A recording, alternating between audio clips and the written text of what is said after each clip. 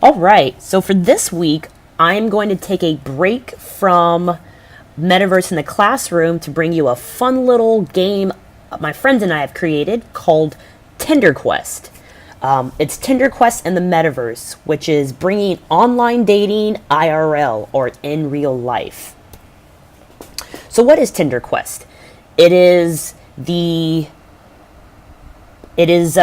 bringing of your online matches offline and getting to know them a little bit more, or rather, them getting to know a little bit more about you.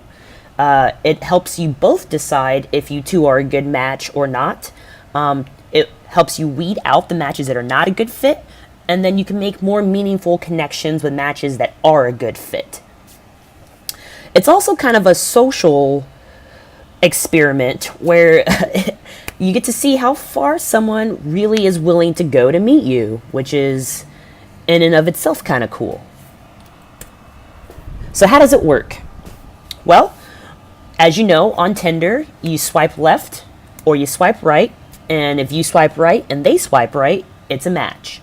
Then you begin small talk, chit chat, and then you decide if you want to meet or not. It's all very informal. It's not really the way you meet people in real life. So it doesn't really feel real. It doesn't feel as if you're making meaningful connections. So what's really cool about TinderQuest and the Metaverse is it allows you to kind of bridge the gap between online and offline dating. It's that middle point between when you match with somebody and then when you start actually going out and doing things with them. All right, so how does the game work? It is you have a special code that you create for your quest. You create the quest itself, and then you create a special code. You give it out to your matches, and then from there, it's up to them if they want to decide to play this or not. The quest happens in 3 stages. Some stages are longer than others, but there are 3 main stages. The first 2 stages, a wrong answer will end the quest. So this is a good way to kind of weed out people. That way not everyone gets through. Just supposedly, if you create the quest, if you create it in a way that's meaningful to you, the correct people will get through. So in stage 1, the matches are able to accumulate points by answering correct questions about your profile. So you can decide what questions you put. Maybe you have 5 photos of yourself.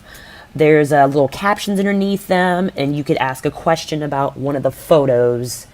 You could ask a question like, in my 3rd photo is taken where? And, hopefully your match gets this correct. If they're actually playing the game, to play the game, they'll go back to their profile, they'll look at it, and they'll get it correct. So that's stage 1, is questions about your profile, about your photos, anything else that's on your profile. If you have your Instagram attached to it, you have questions about your Instagram on there. It's just seeing if the person actually paid attention past your first photo. The second stage that I picked is more like a basic logic and reasoning skills kind of a stage.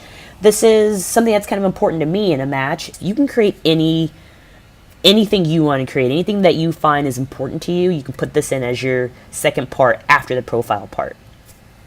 And in the second portion of the quest, points are worth double than they were from the first portion. And you can increment that however you want. The way I did it is the first stage is worth 5 points a question, and the second stage is worth 10 points a question. And then the third and final stage of the game, of the quest, this portion is timed.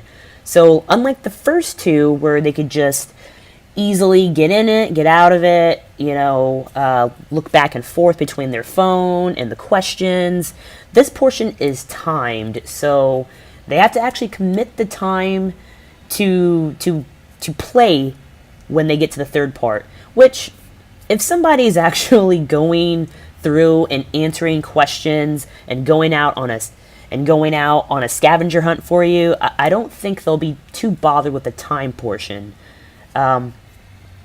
Yeah, so like I said, the third portion is timed.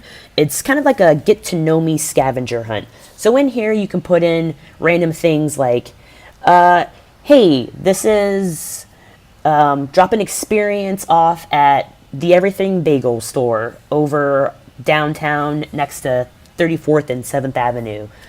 You can put on there, take a photo of an Everything Bagel. This is my favorite bagel. I stop by this shop every single day before I go to work. Something of that sort.